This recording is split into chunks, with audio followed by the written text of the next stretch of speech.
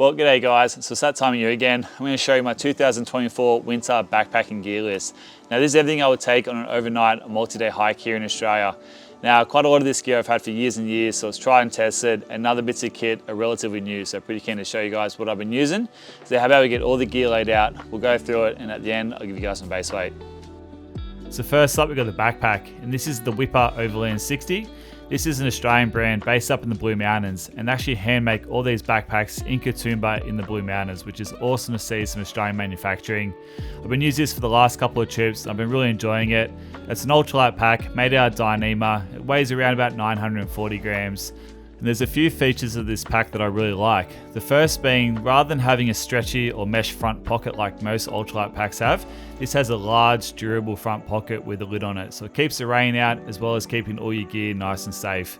Another great feature is the fact that it has load lifters, so it keeps that weight nice and close to your body, as well as the straps contour nicely around the back of your neck, so it's a really nice comfy pack to carry.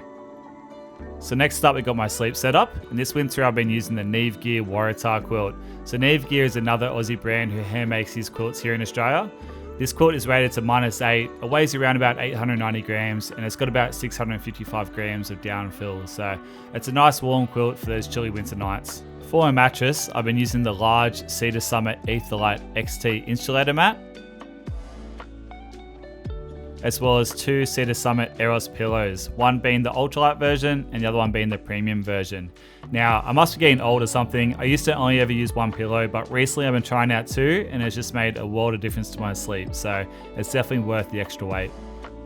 As for my tent, I've been using the Durston X-Mid one, and I absolutely love this tent. So this is a polyester version, because when I bought this, they were actually sold out of the Dyneema version. However, I actually quite like the polyester version, because unlike the Dyneema, the outer fly and the inner bug net are actually two separate pieces. And so what this means, if it's raining heavily throughout the night, when you're packing up next morning, you can keep the outer fly separate to your bug net, and that way it keeps your sleeping quarters nice and dry. Now, because this is a trekking pole tent and I don't take trekking poles with me, I've purchased the Durston collapsible poles.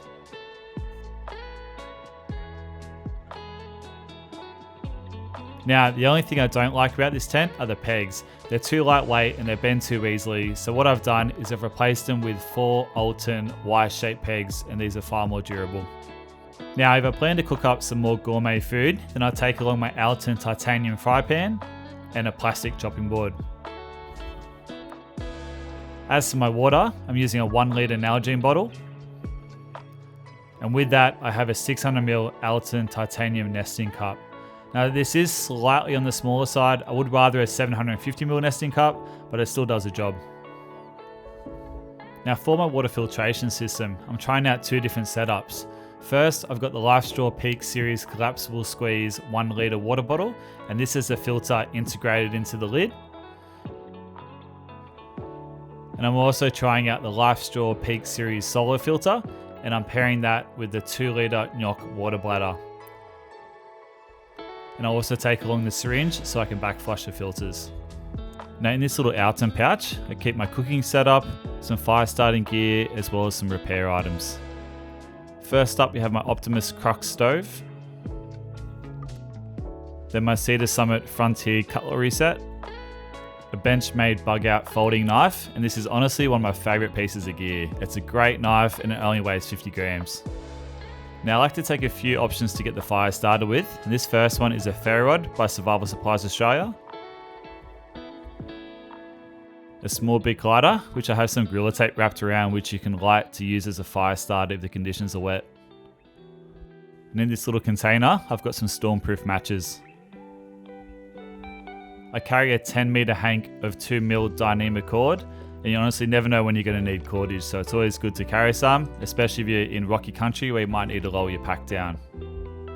The Alton pot grippers, which I use as a handle for my fry pan.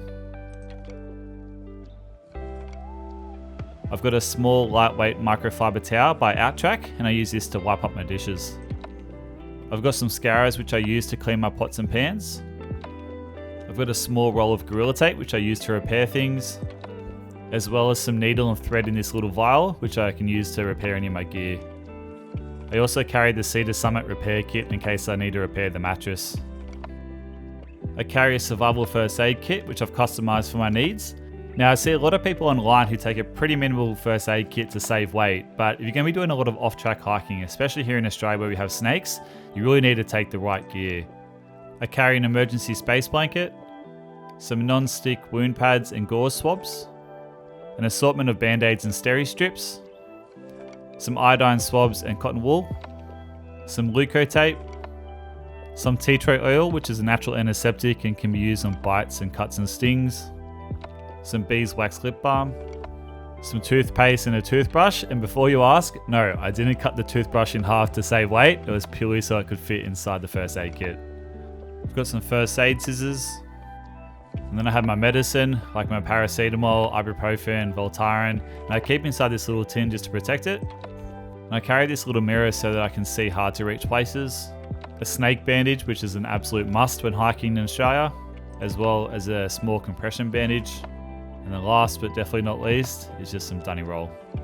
I pretty much always carry a shamag with me, and this is such a versatile piece of kit. You can use it as a headscarf, a towel, you can use it as a first aid sling or to filter water through it, but I mainly use it to lay down around the fire or to put my food on when I'm cooking up just to keep the sand and dirt out.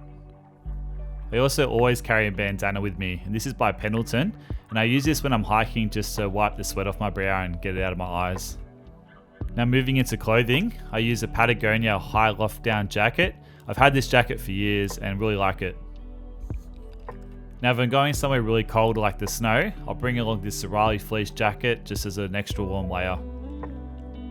I've been using the Fjallraven Abisko zip off trousers, and the beauty about these pants is that you can zip them off into shorts.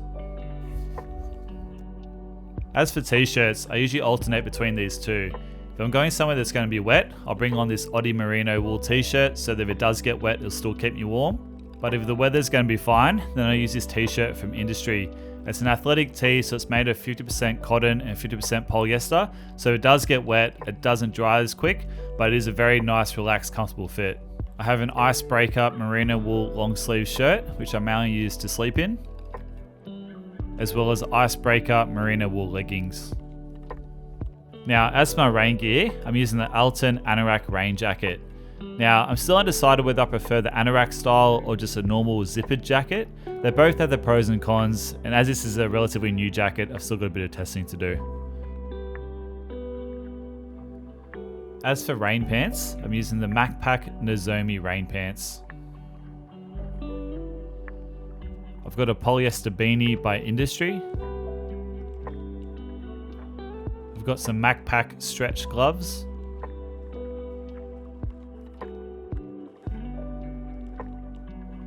Now, I've been trying out some new shoes, and these are the Hoka Anacapa Breeze. To be honest, I'm not quite sure what I think of them just yet. I've only used them a few times, but the few times I did use them, I just found the sole to be quite thick, and so I found it kept catching on rocks, and it almost felt like I was going to roll my ankle.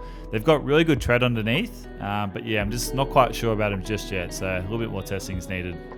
I've also been trying out some new socks, and these are by Injinji. So I've got the inner sock liners, which help to prevent blistering, as well as the outer hiking socks.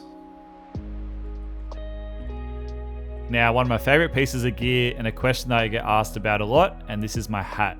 So this is by Kubra, and this is the Cooler Bar. I've actually replaced the band on this, so this isn't the actual band that came with the hat. But yeah, absolutely love this hat. It keeps the sun off ya, keeps the rain off ya, and it's just a good old-fashioned Aussie icon. Now, moving into electronics, I keep all my electronics in this ultralight Whippa pouch. I have a 10,000 milliamp Signet power bank. I have a LED Lenser MH8 head torch. A light by Aperture, which I use on my camera to film at night. A Neewer cold shoe mount, which I use to attach the external light and the microphone when I'm filming at nighttime. Some cables to charge my electronics, as well as some headphones. As for my main camera, I'm using a Canon EOS R6 Mark II with the 24-105 R series lens. For audio, I run a Rode Video Micro on top of the camera. I carry 4 spare batteries as well as the battery that's inside the camera. To charge the camera batteries, I use this Nightcore battery charger. As for my tripod, I recently just purchased this Peak Design carbon fiber travel tripod. I haven't used it yet on a hike, but this will be my go-to tripod from now on. I also got this Peak Design capture clip so that I can attach my camera to my backpack strap while I'm hiking. I use a GoPro 11 mounted onto a bike mount, and recently I've been trying out this foam windsock that goes around the GoPro to cut out the wind noise, and so far it's doing a pretty good job. I've got 4 spare batteries for the GoPro, and a GoPro chest mount which I mainly use when I'm filming fishing content. For my drone, I've been using the DJI Air 2S with 3 extra batteries, a Garmin GPS Map 66i which I can use as an SOS device, as a satellite communicator to message my partner back at home, as well as a navigation device. So yeah, it's pretty much everything I'm using through winter. Now for the all important base weight. So this weighs around about 8 kilos, but that's not including the camera gear. So if I add like the camera, the tripod, the extra batteries, the GoPro, then it sort of weighs around about 11 kilos. And if I add the drone in there as well, then it's sort of like pushing close to like the 13 and a half kilos. So it starts to get pretty heavy at that point, but unfortunately it's just what you gotta do when you wanna make YouTube videos. But in terms of the hiking gear alone, yeah, it sort of sits around about 8 kilos, which I think is pretty good for a good quality winter setup. But if I find like the weather's looking pretty good, I might be able to leave the wet weather gear at home, or maybe I could swap out the sling bag for a lighter weight one. And then I can sort of get this down to around about 7 kilos. And for me, that's absolutely perfect. Like, I'm not trying to be ultra light, but I find this is a really good setup, and it's not skimping on any comforts as well. So I'm really pretty happy with how I've got this going at the moment. So yeah, hopefully you guys enjoyed this video and maybe got some ideas out of it. If you guys did, I would love if you guys could leave a thumbs up and a subscribe. That really helps out the channel. And I'll catch you guys next time. Hooroo.